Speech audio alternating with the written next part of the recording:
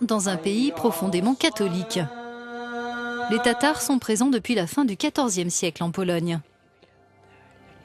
Cette mosquée, située dans le nord-est du pays et datant du XVIIIe siècle, est un motif de fierté pour cette communauté de quelques 6000 membres à l'échelle nationale qui vivent parfaitement intégrés.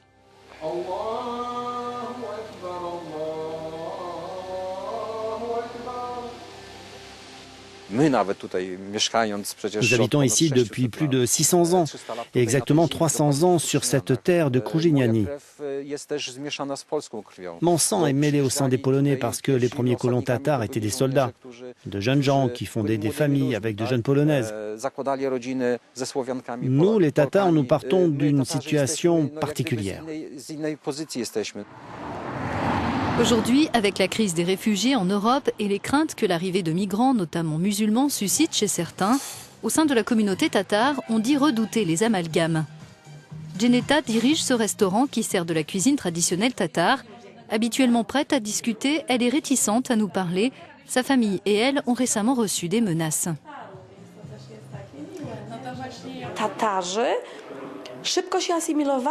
Les Tatars se sont vite intégrés à la population d'ici.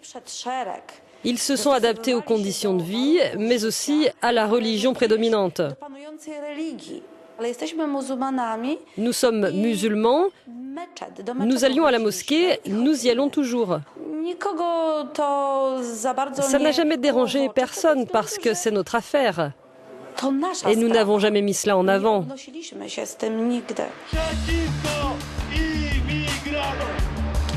En Pologne, comme ailleurs dans l'Union européenne, la question des réfugiés a enflammé bien des esprits.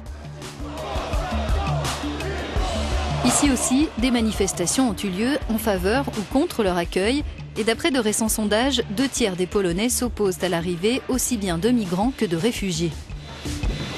Une opinion qui prédomine aussi dans des pays comme la Hongrie, la République tchèque et la Slovaquie. Mais pourquoi de telles réticences en Pologne, l'une des économies les plus stables de l'Union et le berceau de Solidarność, Solidarité en polonais? Konstanty Gebert a rejoint ce syndicat en 1980. Il est aujourd'hui journaliste et membre actif de la petite communauté juive de Pologne. Il critique le manque de Solidarność de la Pologne à l'égard des réfugiés, mais rappelle aussi les sentiments mitigés qu'inspire l'Europe. Dans tous nos pays d'Europe centrale et orientale, on estime assez légitimement d'ailleurs qu'on a été trahi à la fin de la guerre, qu'on a souffert pour assurer la paix et la tranquillité pour les autres, et qu'ils doivent nous en être redevables. C'était vrai au milieu des années 80, mais ce n'est certainement plus le cas aujourd'hui. Les autres nous ont beaucoup aidés et aujourd'hui on a une dette envers eux. Et nous remboursons cette dette en aidant d'autres populations. Mais cette vision n'est pas encore installée dans l'esprit des gens. Le citoyen lambda en Pologne ou en Hongrie ne se considère pas comme un Européen riche qui aurait des obligations vis-à-vis du reste du monde. Il se voit comme une pauvre victime du communisme et il pense que le monde lui est encore redevable. La Pologne compte 11 centres d'accueil pour réfugiés comme celui-ci. Au total, ils hébergent environ 1500 personnes. Cela peut sembler peu pour un pays de 38 millions d'habitants. Ici, la plupart des personnes accueillies viennent d'Ukraine ou de Tchétchénie. Elles reçoivent une allocation d'une 50aine d'euros par mois et peuvent faire scolariser leurs enfants et accéder à des cours gratuits de polonais et à des soins médicaux. Pour cet homme et sa fille, la Pologne ne manque pas de solidarité. On est venu d'Ukraine il y a 8 mois, parce que la situation là-bas en Ukraine était difficile.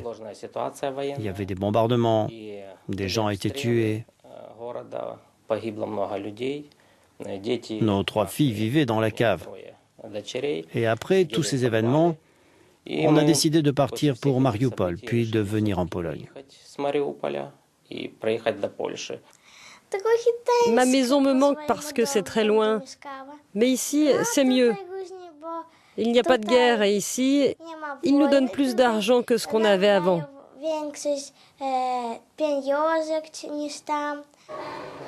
Si les Ukrainiens semblent s'intégrer facilement, pour les Tchétchènes, les choses sont parfois moins évidentes, un grand nombre d'entre eux étant musulmans. Mais quelle que soit leur confession, la Pologne ne fait pas mystère qu'elle veut avant tout aider les populations qui souffrent dans les pays de l'ex-bloc soviétique. On est arrivé de Tchétchénie il y a environ 3 ans, 2 ans et demi. Mon mari avait été battu, notre fils avait disparu et on ne savait pas où il était.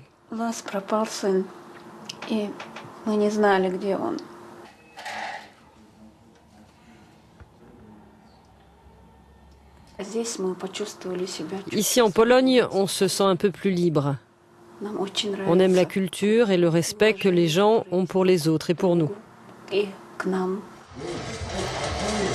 Ahmed a quitté la Tchétchénie il y a 8 ans. Il dirige cette troupe de jeunes réfugiés tchétchènes. Leur talent a d'ailleurs été remarqué dans une célèbre émission de télévision polonaise. À l'image de leur performance, leur intégration est une réussite. Mais si la Pologne s'avère aussi respectueuse et accueillante envers ses étrangers, pourquoi a-t-elle accepté de ne prendre en charge que 7000 migrants sur les 2 prochaines années? Certains estiment que c'est dû au contexte polonais.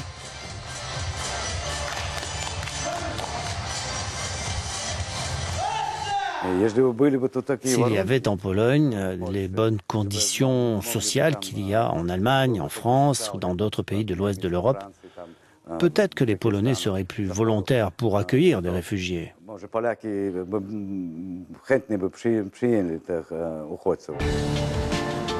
D'autres évoquent une xénophobie latente.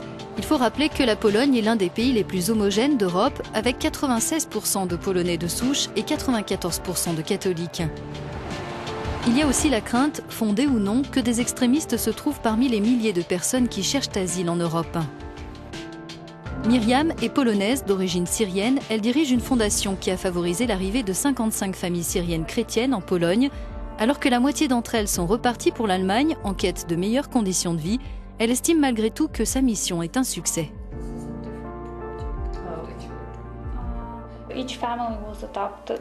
Chaque famille a été acceptée par la société, les églises, des gens de bonne volonté qui les ont aidés à trouver un travail ici, à s'intégrer. Bien sûr, personne ne veut aider des gens qui viennent ici et qui pourraient représenter une menace, même pour la population polonaise, comme des islamistes par exemple. Il peut y avoir des personnes qui cachent leur véritable identité. Vous savez, les islamistes là-bas veulent essayer d'imposer leur religion aux chrétiens. Et on peut supposer qu'ils voudront faire la même chose ici en Europe. Ces inquiétudes risquent d'alimenter encore le débat sur l'accueil des réfugiés en Europe et en Pologne. Pour autant, la situation actuelle en rappelle une autre, celle des Polonais qui, dans l'histoire, ont dû eux aussi quitter leur pays. Ce sont des gens avec des enfants, des familles qui fuient la guerre et qui veulent sauver leur vie, comme les Polonais l'ont fait autrefois pendant les guerres et lors de l'état de guerre instauré en 1981.